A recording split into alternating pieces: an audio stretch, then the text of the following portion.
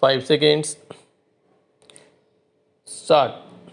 Sir, another section of the opposition benches accused us of encouraging the multinationals in the name of production and living from our path.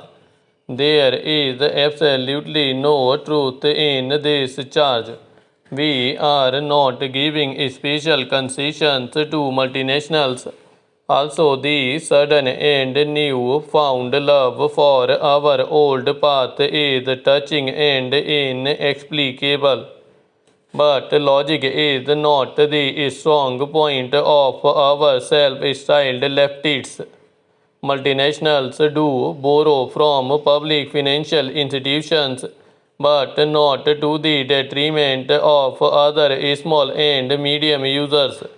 Several members have spoken of inflation and the burden it imposes on the people. I do not want to repeat the figure, which quite clearly demonstrates our success in bringing down the rate 12% of inflation.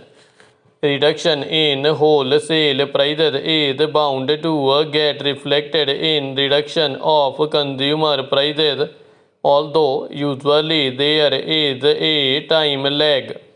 If we succeeded in keeping the rate of inflation and wholesale prices in check, this will also restrain inflation in the retail price index. It is obvious that inflation causes hardship. That is exactly why we have made control of inflation as one of our prime policy objectives. Considering the state of the economy with its rampant inflation that we inherited on our return to office, our 2 years' efforts has made an impressive impact. However, I should like to emphasize the major aspect of our anti-inflationary policy. In most capitalist countries, inflation is sought to be controlled by creating unemployment. Obviously, that cannot be our policy. To redress the hardships of the common people, we must control prices and at the same time augment employment opportunities.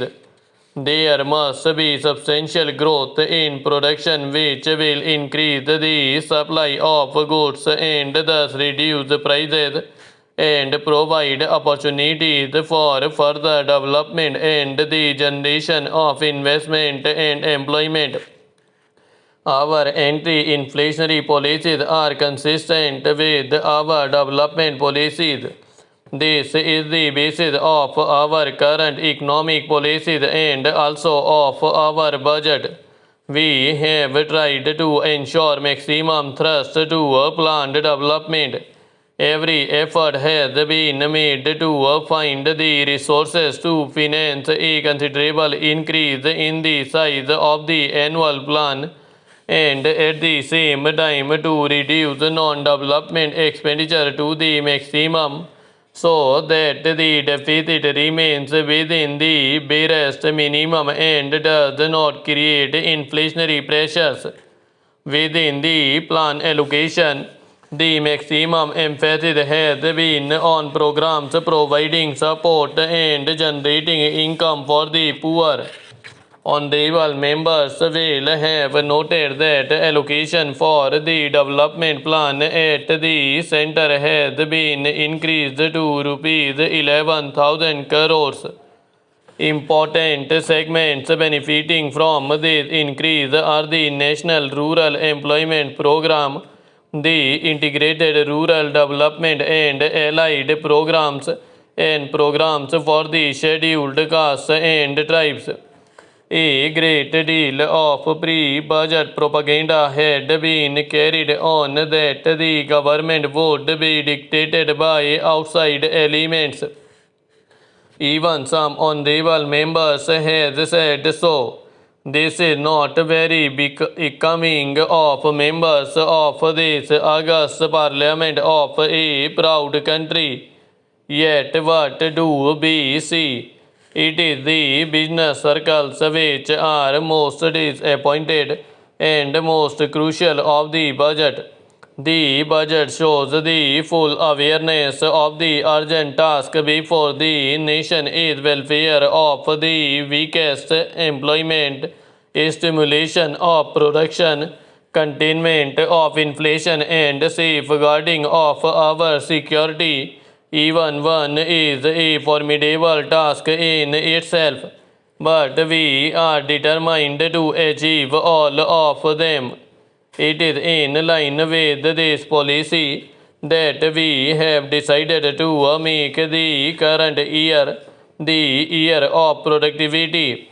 Every economic activity must get the maximum out of potential created. We shall provide all the support necessary to increase productivity in industry and in agriculture, in the service sector, and in the infrastructure. I hope everybody will participate in this national effort.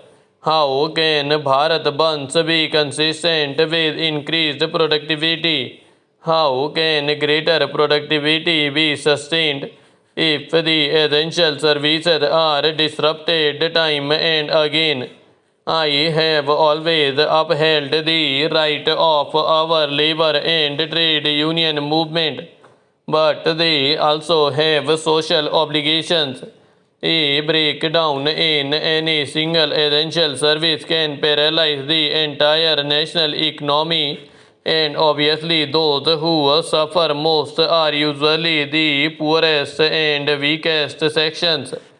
A strike in these industries cannot be taken lightly by anyone who is interested in the country's development. Some honorable members have referred to the problems of increasing real wages. The per capita income in our country has been increasing consistently.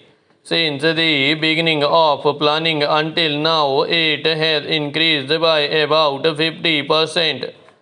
And this is at a time when the population itself is up by about 90%.